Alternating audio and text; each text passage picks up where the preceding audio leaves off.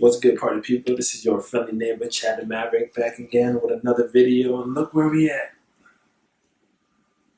A new space, a whole new spot. I'm going to be bringing you more content, more professionalism. I have my microphone again for when I make readings. You can actually hear everything that I'm saying as I'm rambling on. But welcome to the new year. Welcome to the new decade. Even though technically the decade starts in 2021. Apparently. But whatever. New decade, new year. We're starting off this year pretty strong, to be honest. Like, it's a very strong start coming off of what was just happening last year, which was also known as a 3-year. And a 3-year, as far as numerology is concerned, is what pretty much breaks down as far as it was a Renaissance year. That's what I was saying from the start of it. It's a Renaissance year in terms of people that really started to go about their art, go about their business, go about how they deem success in a whole different way, in a whole different capacity, using the different thought forms and their natural talents to actually bring their presence out and bring their new information, whether that be through social media or whether that be through them actually putting their art out into a journal to be published or putting it into a magazine to be published. Last year was a big year for the creatives, the creative people, and those that actually want to put their things out there. Even someone that may not be a creative might have noticed that their business, wherever they worked, was really focused on the presentation of how certain either the jobs are or just in general. Like, that's what it was behind. It was just showing you and revealing to you how these different forms of art are actually important to the day-to-day decisions when it comes to, let's say, business, when it comes to school, etc. That's what a 3-year was really representing. And as we enter 2020, we're actually bringing in a 4-year. And the 4 years are essentially, I'm not the best at numerology per se, but what a 4-year is a year of the builder. It's a year of taking all of the things that you had structured in the year prior, bringing it into this time frame, and really starting to build and mold off of what was initially there before. So that's going to be huge. That's a huge thing that's coming into play this upcoming year. And as we enter into this 2020, you can probably already feel almost the pressures of this conjunction that's going to be happening soon with Saturn and Pluto and Capricorn.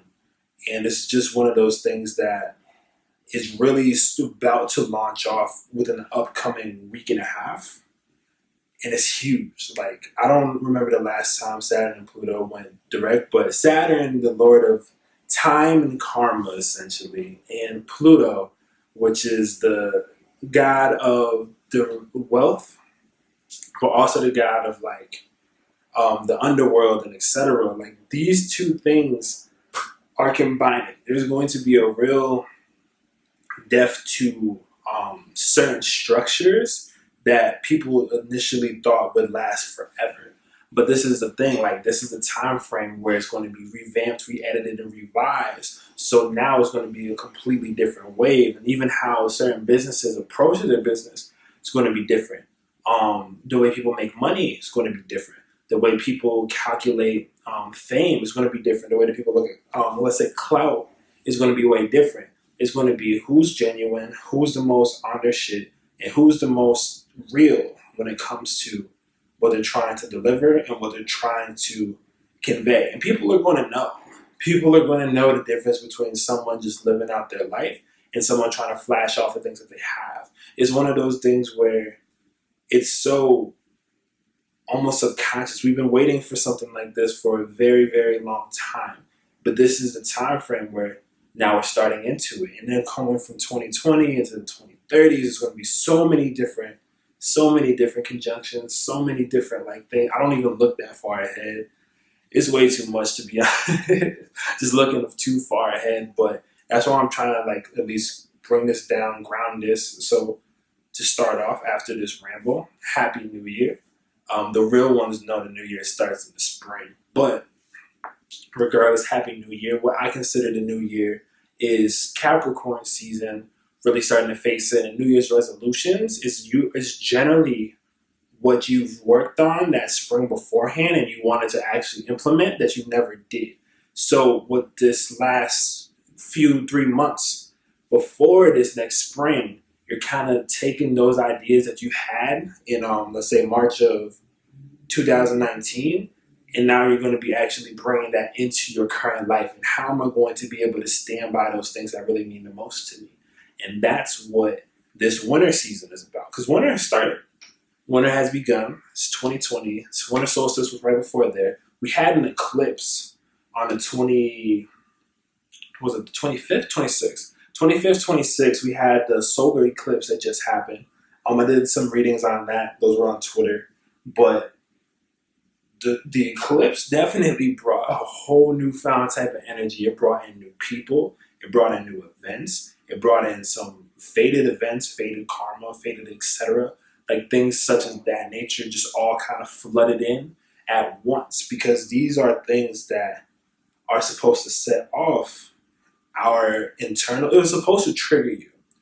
These things, and like to be real, like they're supposed to, eclipses find this thing, and usually from what I understand, solar eclipses are more event based as far as things happen, whereas lunar eclipses are more internally based situations. But for the most part, the solar eclipse shook up a bunch of people. I know it shook up a bunch of people because if something starts messing with a bunch of Pisces placements, that means there's something weird going down in the universe. Because every Pisces placement person I know was going through it in one way or another, and I was like, and not to say that other signs didn't, and not to say that other people don't, but it's just something that really happens a lot of the time with Pisces energy. People, they end up facing these things before others do, or they feel these type of energies before others get to it, because they kind of test drive it through the universe. Test drives certain things through Pisces people. That's kind of just how it moves in that regard, you know. But yeah. So we're, like I said, we're here. Thank y'all for showing up. If y'all new to this, holla at the kids, subscribe. If you want more astro content, follow me on Twitter. I also just talk about absolutely nothing, so don't mind me when I do that. But I do have actual valuable information as well. If anything, if you just want to like follow me, just to follow me, follow my Instagram. It's just a bunch of pictures of my face and some cool stuff I throw on the stories. Sometimes music. I'm going to be bringing way more music to y'all in 2020. I have a lot that was just in the vault I was working on that needs to be brought out to y'all because nobody really knows. So if anything, stream Kid Orpheus on iTunes, Spotify, Tidal, all that good stuff, or just Chat the Maverick, no spaces, and that's my vocals as well. And I have a song called Shivers, which is probably the closest thing to what I was going for. So check that out as well. I'll be linking everything down below in said description. But yeah, that's enough of my personal marketing stuff. Oh, also, before I even get into this, I just opened up my personal readings again. I took a break off because I was working on real life things. Needed to make sure I was settled, I was structured, had everything together. Now I do. So with that being said, my readings are now open again for anyone who's looking for a personal reading with me. I have them all on my website, which will also be linked in the description. And the website is going to be bringing you to all the natal charts. I do natal charts for, do basic one, I do advanced ones, and I do the past life, mission, aura, and all of that, all of it, readings as well.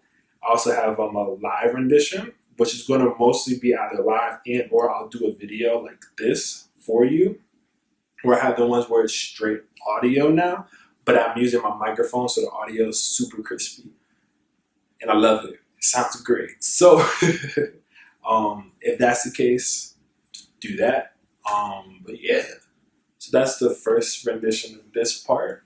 Now I'm about to break down the actual transits that are going to be occurring in January. I might just go through all of them real quick, but just to give y'all an example as to what we're about to be heading into. So yeah, be back with you in 1 second.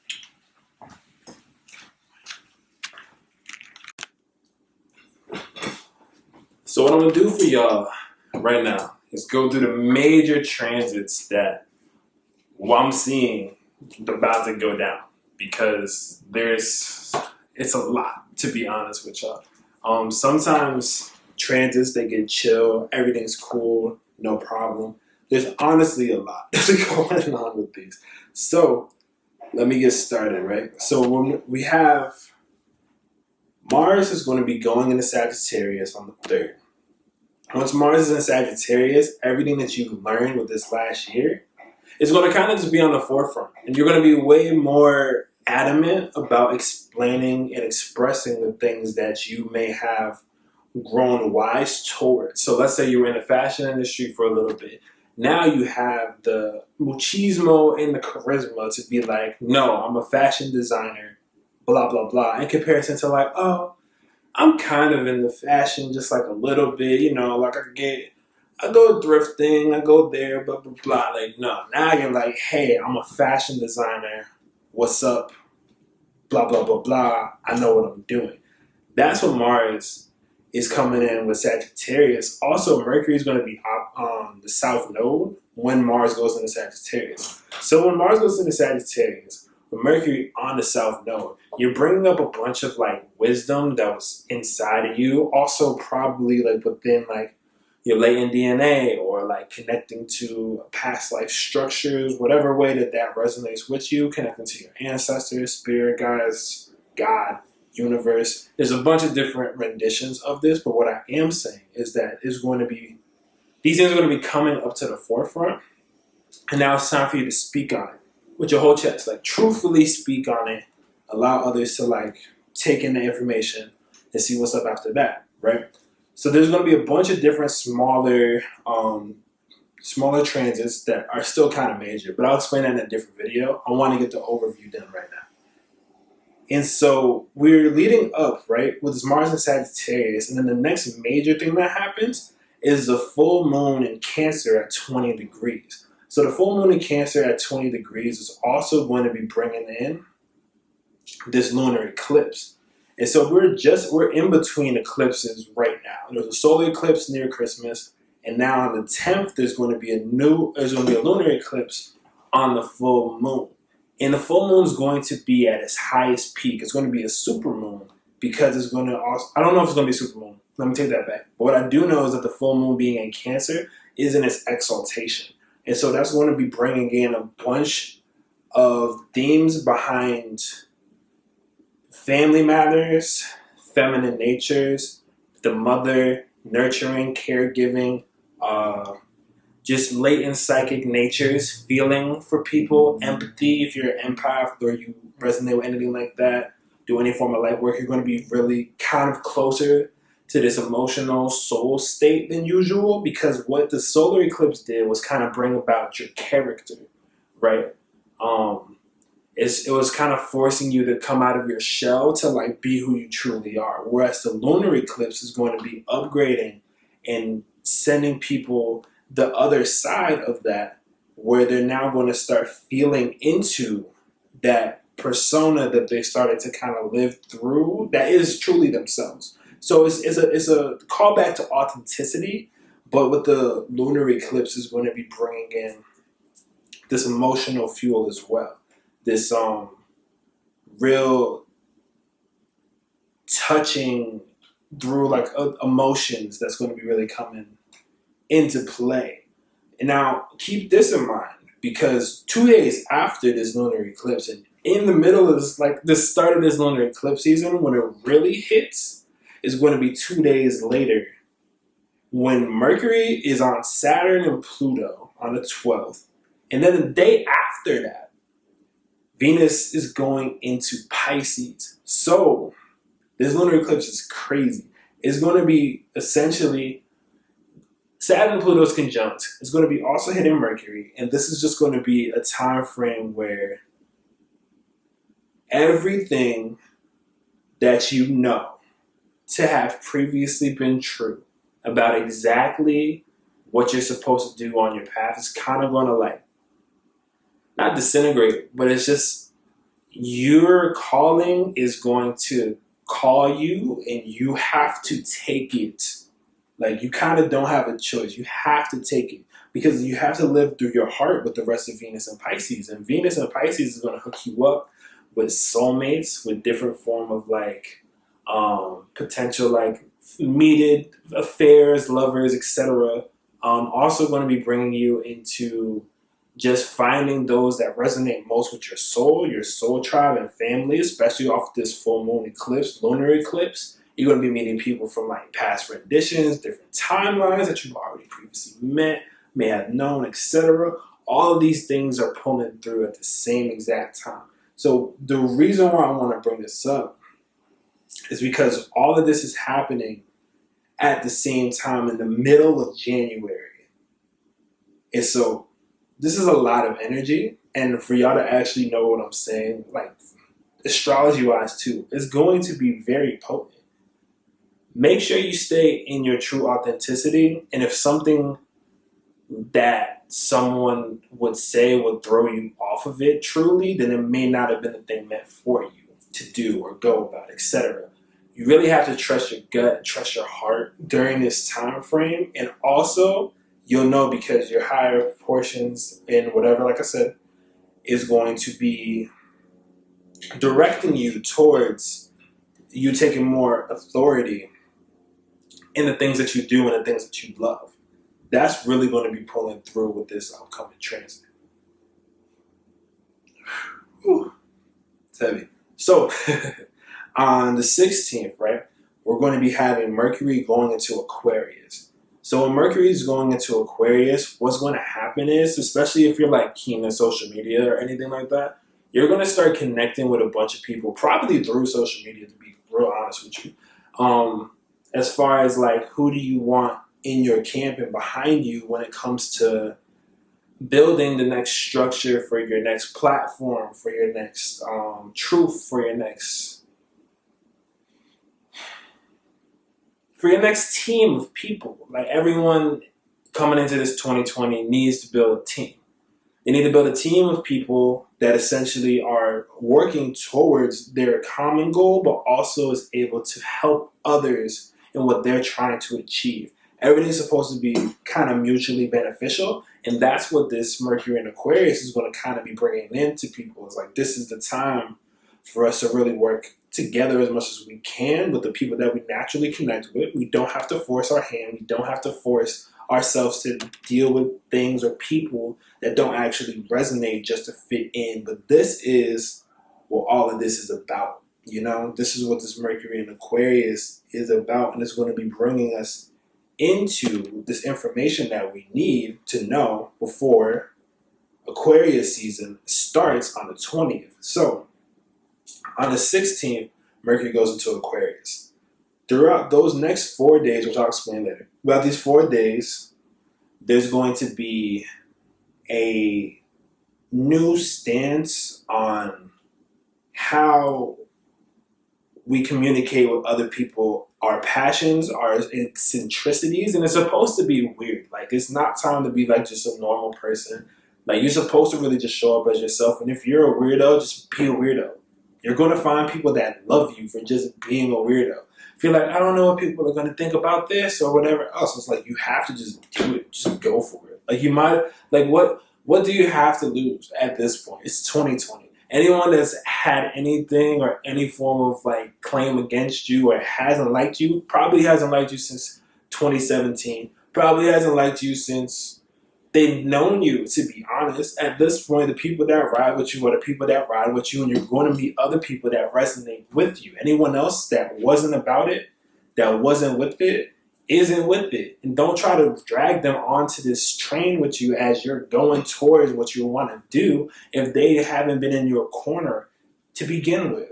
Like, there's not time for that. There's no time for fake shit. There's no time for fake smiles. There's no time for any of that type of deal. Like, you have to really, like, bring that in. because this is what we're going to be heading into for the rest of the year. This is, mind you, this is the start of the year. I'm only on the first month of what's going on. And that's not even talking about anything else later on. Like, there's way more that's going to happen. That's why I wanted to break down the monthly, because I'm like, this is just a general overview. But these are the things that you have to keep in mind throughout the month, not even just on those specific dates. So by the time those dates occur, you're already there. You're already set. You already had the mindset where you're open to change, where you're open to do something different. And that's what this is pretty much about, right? So, next thing. After the sun goes into Aquarius on the 20th, like I said, there's going to be way more emphasis on who you connect with, who you network with, probably through social media, on what you're trying to do as far as like your job, right? So this whole month of Capricorn season is pretty much preparing people to like embrace their highest good as far as what they want to work towards and be passionate about, whereas Aquarius season is going to be pushing people into connecting with other people in the same track and or similar track. So for example, it's like, oh, I do music, right? Dope. I'm great at music. Awesome. Other people think I'm great at music. Thank you. I appreciate it. Thank you for being a fan. Checking my work. Wow, I've been watching this artist on Instagram for the past 3 months, and I love everything they do. I love everything they draw. I love all the graphic design work they do. Wow, they're amazing, incredible. Wow, I know this photographer. They're awesome. They take great shots. They do this, perfect. So awesome. How can we all work together? How can we grab and use our skills and resources, what we know how to do, what you know how to do, with the person that you also know? How can we take all of those things and combine it together? And that's what this Aquarius season upcoming is about. Mind you, it's going to naturally do its thing for the first couple of days. But when it hits the 24th is when we get a better seat in the wheel, because mind you, during eclipse seasons, you shouldn't probably manifest anything. You shouldn't probably like do anything too much besides be prepared to like kind of surrender for the ride, for the energetic time frame that's going down, right?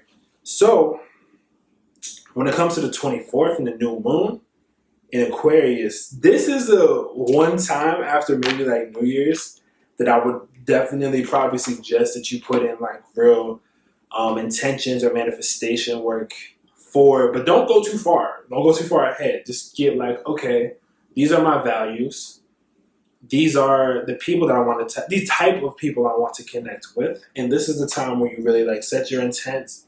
This is what I'm trying to find. This is what I'm trying to do. Because over those next 2 weeks before the full moon in Leo in February on the 8th, right, is when you're going to kind of take the culmination of every person, every heart you touched, every person that you've really gotten to communicate with, get in contact with. And now you're taking that to the next level after the full moon goes in that direction.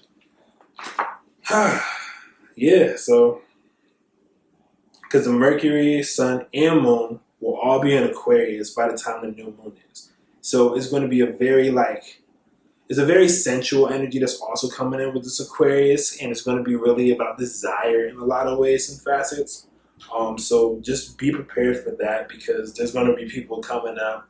The woodwork's kind of like, hey, I always thought you were cute, you know? So what's up?